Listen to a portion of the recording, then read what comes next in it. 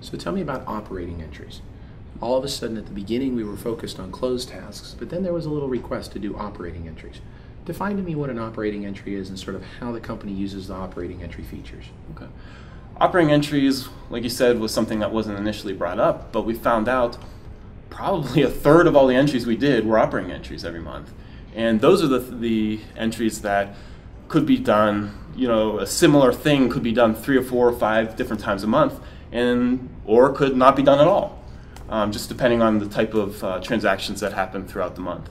But what we found is those were the areas where we saw a huge decrease in errors, because we were able to templatize and standardize how those entries were filled out every single month.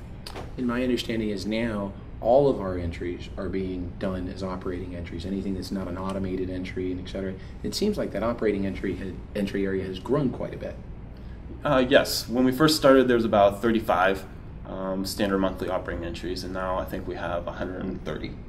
So and really you shouldn't be filling out a journal entry if it's not one of those. And my understanding is we've taken all of the entries and we now have a template for them. So anything that's not an automated entry in the system has a template to help drive it. Correct. Okay.